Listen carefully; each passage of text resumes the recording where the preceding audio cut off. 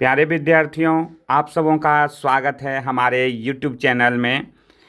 तो आज इस वीडियो में हम लेकर आए हैं मल्हार बुक से क्लास 8 NCERT स्वदेश। स्वदेश कविता का मैंने भावार्थ पिछले वीडियो में बताया था और इस वीडियो में स्वदेश से जितने भी प्रश्न उत्तर हैं उसका मैं हल करके आपको बताता हूं। आप वीडियो पे अंत तक बने रहें। यदि आप हमारे चैनल पर नए होंगे तो चैनल को सब्सक्राइब करना नहीं भूलेंगे। तो देखिए, सबसे पहले यहाँ पे प्रश्न है मेरी समझ।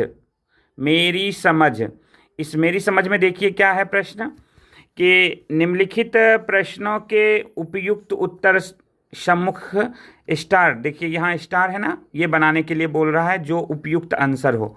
कुछ प्रश्नों के उत्तर एक से अधिक भी हो सकते हैं। तो पहला प्रश्न है कि वह हृदय नहीं है पत्थर है। इस पंक्ति में हृदय के पत्थर होने से तात्पर्य है सामाजिकता से, संवेदनहीनता से, कठोरता से, नैतिकता से। तो इसका उत्तर हो जाएगा संवेदनहीनता से। यहाँ पे आपको स्टार लगाना है। अगला है कि निम्नलिखित में से कौन सा विषय इस कविता का मुख्य भाव है। इस कविता का मुख्य भाव कौन सा विषय है? देश की प्रगति, देश के प्रति प्रेम, देश की सुरक्षा, देश की स्वतंत्रता। तो हो जाएगा देश के प्रति प्रेम। ये वाला उत्तर सही होगा। अगला देखते हैं। तीसरा प्रश्न आपका है स्क्रीन पे कि हम हैं जिसके राजा रानी। हम हैं जिसके राजा रानी, इस पंक्ति में हम शब्द किसके लिए आया है? देश के प्राकृतिक संसाधनों के लिए, देश की शासन व्यवस्था के लिए, देश की समस्त नागरिकों के लिए, देश के सभी प्राणियों के लिए। तो ये हो जाएगा देश के समस्त नागरिकों के लिए। हम हैं राजा रानी। अगला देखते हैं, कविता के अनुसार कौन सा हृदय पत्थर के समान है? कविता के अनुसार कौन सा हृदय पत्थर के समान है? तो इसका उत्तर हो जाएगा आपका जिसमें देश प्रेम का भाव नहीं है। ये वाला उत्तर इसका हो जाएगा स्टार। तीसरा वाला ख में देखिए कह रहा है कि हो सकता है कि आपके समूह के साथियों ने अलग अलग उत्तर चुने हों। अपने मित्रों के साथ विचार कीजिए कि आपने ये उत्तर ही क्यों चुने। तो ये आप स्वयं कर लेंगे, ये तो मित्रों से संवाद है। अगला प्रश्न देखते हैं, मिलान करने के लिए दे रहा है। देखिए यहाँ पर स्तंभ 1 और 2 का मिलान करने के लिए दे रहा है। आपको 1 से 2 का मिलान करना है। जिसने साहस को छोड़ दिया वह पहुंच सकेगा पार नहीं। पहला का उत्तर हो जाएगा देखिए तीसरा वाला। जिसने किसी कार्य को करने का साहस छोड़ दिया हो वह किसी लक्ष्य को प्राप्त नहीं कर सकता। दूसरा है कि जो जीवित जोश जगा ना सका उस जीवन में कुछ सार नहीं। तो दूसरा का उत्तर क्या हो जाएगा देखिए कविता के अनुसार चौथा। जो स्वयं के साथ ही दूसरों को भी प्रेरित और उत्साहित नहीं कर सकते उसका जीवन निष्फल और अर्थहीन है। तीसरा है कि जिस घर ज्ञानी भी मरते हैं जिस पर है दुनिया दीवानी। जिस पर ज्ञानी भी मरते हैं जिस पर है दुनिया दीवानी। इसका उत्तर हो जाएगा 3 का पहला वाला। जिस देश की ज्ञान संपदा से समूचे विश्व प्रभावित है। अगला है कि सब कुछ है अपने हाथों में, क्या तोप नहीं तलवार नहीं। तो अब बचा हुआ क्या? 4 का हो जाएगा दूसरा आंसर। जिस प्रकार युद्ध में तोप और तलवार की आवश्यकता होती है उसी प्रकार मनुष्य की प्रगति के लिए साहस और इच्छा शक्ति की आवश्यकता होती है। इस पंक्तियों पे कह रहा है चर्चा कीजिए। कविता से चुनकर कुछ पंक्तियां नीचे दी गई है, इन्हें ध्यानपूर्वक पढ़िए और इन पर विचार कीजिए। आपको इनका क्या अर्थ समझ में आया? अपने विचार अपने समूह में साझा कीजिए और लिखिए। तो ये भी स्वयं करने की बात है क्योंकि मैंने कविता का भावार्थ आपको बताया हुआ है, उसी के अनुसार लिखेंगे। अब देखिए मेन आपका जो प्रश्न उत्तर है ये वाला है, सोच विचार के लिए। सोच विचार के लिए इसमें कहता है ध्यान से पढ़िए और पता लगाइए और लिखिए। क्या कहा जा रहा है? ध्यान से पढ़िए, पता लगाइए और लिखिए। देखिए इस सारे प्रश्न का उत्तर मैंने छोटा छोटा करके आपका PDF में बनाया है, जो आप स्क्रीन पे देख सकते हैं और उत्तर समझिए और यहाँ से आप प्रश्न उत्तर लिख सकते हैं। प्रश्न है कि हम हैं जिसके राजा रानी, पंक्ति में राजा रानी किसे और क्यों कहा गया है? तो राजा रानी किस जो है ये प्रयोग हम लोगों के लिए हुआ है। देखिए उत्तर, इस पंक्ति में हम का तात्पर्य भारतवासी हम सब लोगों के लिए हुआ है। कवि ने राजा रानी कहकर इस बात को व्यक्त किया है कि जिस भूमि पर हमने जन्म लिया है वह इतनी समृद्ध, गौरवशाली और ऐतिहासिक है कि हम उसके स्वाभाविक उत्तराधिकारी हैं। यह हमारे लिए गर्व की बात है कि हम उस देश के निवासी हैं जिसकी धरती पर महान राजा और रानी हुए हैं। इसीलिए यह हमें प्रेरणा देता है कि हम भी देश के लिए कुछ महान कार्य करें। अगला प्रश्न देखिए, संसार संग चलने से आप क्या समझते हैं? जो व्यक्ति संसार संग नहीं चलता, संसार उसका क्यों नहीं हो पाता है? उत्तर होगा, संसार संग का अर्थ है समाज के साथ मिलजुल कर चलना, लोगों के सुख दुख में सहभागी बनना और सामाजिक उत्तरदायित्वों का पालन करना। जो व्यक्ति समाज के साथ नहीं जुड़ता, सहयोग नहीं करता, उसका समाज से कोई संबंध नहीं रह जाता, वह अकेला और स्वार्थी बन जाता है। अगला प्रश्न, उस पर है नहीं पसीझा, जो क्या है वह भूखा भार नहीं। पंक्ति में आप क्या समझते हैं बताइए। पसीझा का अर्थ है द्रवित होना या जुड़े रहना। अतः जो व्यक्ति देश की भावनाओं से द्रवित नहीं होता या जिसके भाव देश के साथ न जुड़े, वह धरती पर केवल बोझ है। अगला प्रश्न देखते हैं कि कविता में देश प्रेम के लिए बहुत सी बातें आई है। आप देश प्रेम से क्या समझते हैं बताइए। उत्तर देखिए कि देश प्रेम का अर्थ है अपने देश से आत्मिक लगाव, उसकी उन्नति के लिए कार्य करना, संकट में उसके लिए त्याग करना और उसकी संस्कृति, मिट्टी, भाषा व लोगों का सम्मान करना। कविता में देश प्रेम को हृदय की भावनाओं बताया गया है। कवि ने कहा है कि जिस हृदय में देश प्रेम नहीं, वह पत्थर के समान देश प्रेम जीवन को सार्थक बनाता है।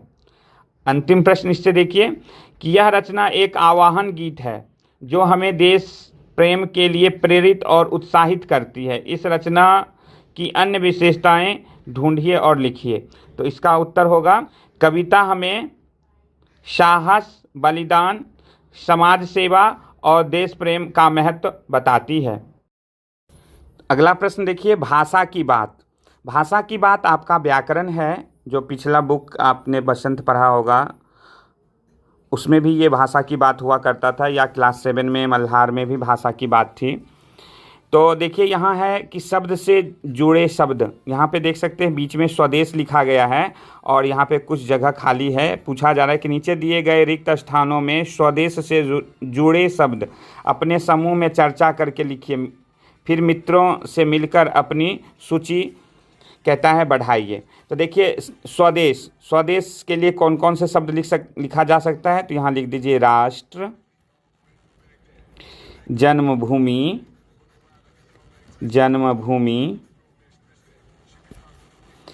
यहाँ पे लिख दीजिए मातृभूमि, स्वदेश से ही है मातृभूमि, स्वराष्ट्र,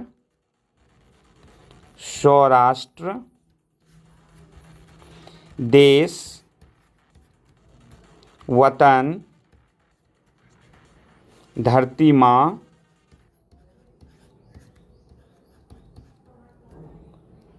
स्वधारा,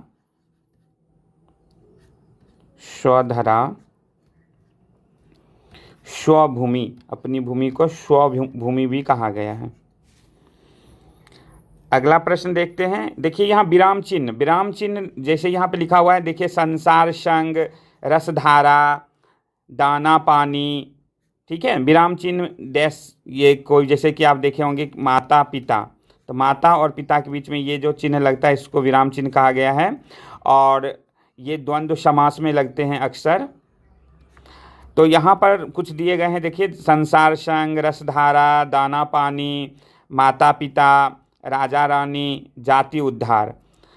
पूछा जा रहा है कि कविता में आई हुई उपर्युक्त पंक्तियों को ध्यानपूर्वक पढ़िए। इसमें कुछ शब्दों के बीच एक चिन्ह लगा हुआ है, योजक चिन्ह इसको कहा जाता है, जिसमें आपका है कि का, की, के, में से कौन से शब्द जोड़ेंगे जिससे अर्थ स्पष्ट हो सके। संकेत, जो चल ना सका संसार के संग, एक संकेत दिया है। देखिए प्रश्न है कि जो चल ना सका संसार संग, वहाँ पे लिखना है डैश को हटा के संग।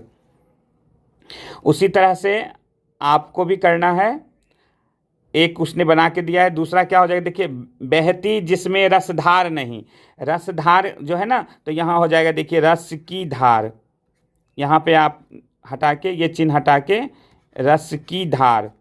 देखिए दाना पानी में कोई काके की का प्रयोग नहीं होगा, माता पिता में भी कोई काका की और राजा रानी में भी। जाति उद्धार में एक शब्द हम लगा सकते हैं, जाति क्या हो जाएगा यहाँ पे, जिससे ना जाति उद्धार हुआ, तो यहाँ हम जाति का उद्धार लिख सकते हैं बीच में, जाति का उद्धार। बाकी ये तीनों में नहीं लग रहा है।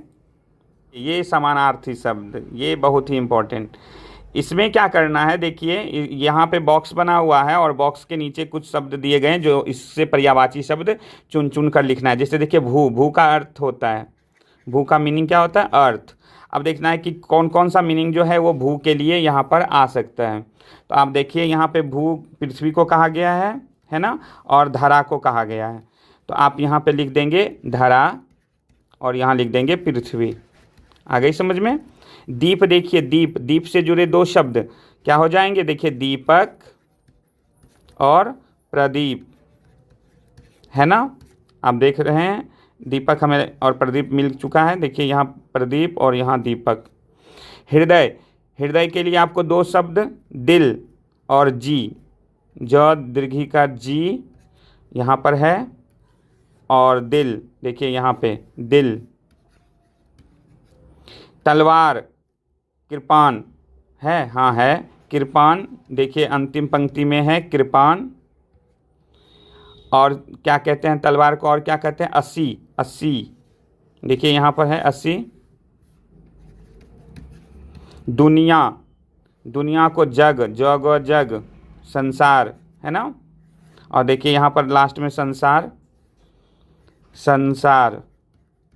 पत्थर को पाहन कहा जाता है, पाहन, देखिए है ना पाहन, पत्थर का पर्यायवाची शब्द है पाहन। और एक है पाषाण। तो ये थी आपकी भाषा की बात। कविता का शीर्षक वगैरह ये सब ज़्यादा इससे नहीं प्रश्न रहते हैं। यहाँ पे आप देख सकते हैं एक और जो चित्र दिया गया है कि नीचे कुछ चित्र दिए गए हैं, उन चित्रों पर सही का निशान लगाइए जिसमें आप स्वदेश प्रेम की श्रेणी में रखते होंगे। देखिए स्वदेश प्रेम के श्रेणी में रखते होंगे, कहता है उसमें आपको आप यदि पेड़ पौधा में क्या करेंगे, पानी देंगे, ये भी देश से प्रेम है। देख सकते हैं यहाँ पर कूड़ा करकट फेंका जा रहा है ट्रेन में, जो कि आपका देश प्रेम से जुड़ा हुआ नहीं है, ठीक है। देश से प्रेम करने के लिए हम रेसलिंग वगैरह करते हैं, ये भी सही है। पानी वगैरह का देख सकते हैं यहाँ पर क्या हो रहा है, कोई मुश्किल में आ गया और उसको हम पानी, ये भी हमारा देश प्रेम है। घर में आग लग गई है और उसको कुछ लोग जो है बाल्टी में पानी लेकर उसमें डाल रहे हैं, ये भी सैनिक हमारे देश प्रेम से जुड़ा हुआ है। देखिए साफ़ सफाई हमारे देश प्रेम से जुड़ा हुआ है, टिक लगाइए। और यहाँ देखिए किसान जो हैं वो भी हमारे देश प्रेम से जुड़े हुए होते हैं, किसान। देखिए किसी बूढ़ी माता को जेब्रा क्रॉसिंग पार कराना, ये भी एक देश प्रेम है। किसी बुजुर्ग व्यक्ति के साथ समय बिताना भी देश प्रेम के अंतर्गत ही है। अब देखिए लाल यहाँ पर दिया गया है आपका इंडियन फोर्ट वगैरह है, उस पर कोई चित्र उत्र बना रहा है, दिल का क्या बनाया जा रहा है, चित्र बनाया जा रहा है, ये सब देश प्रेम से जुड़ा हुआ नहीं है, इस पे हमें गंदा नहीं करना चाहिए। देखिए, राष्ट्रीय झंडे का सम्मान करना चाहिए, ये भी हमारा देश प्रेम है। बैंक का दिया गया है, देखिए बैंक में पंक्तिबद्ध होकर कतार में लगकर हम अपने कार्यों को संपन्न करेंगे, ये भी देश प्रेम है। फूल ना तोड़ें और उसको पालन करते हैं तो ये देश प्रेम है, और यदि तोड़ते हैं, लिखा हुआ बातों को नहीं मानते तो वो देश प्रेम नहीं है। देख सकते हैं यहाँ कार्यालय है, ये बिजली उजली को व्यर्थ में जला रहा है, पंखा देखिए चला रहा है, कोई व्यक्ति भी नहीं बैठा है, तो ये हमारा देश प्रेम नहीं है। और अंतिम में है, आपस में देखिए पानी के लिए झगड़ा कर रहे हैं ये व्यक्ति, तो ये भी हमारा देश प्रेम नहीं है। तो इस तरह से आपका सभी प्रश्न उत्तर हो चुका है। वीडियो अच्छी लगी हो तो लाइक शेयर सब्सक्राइब जरूर कर दीजिएगा।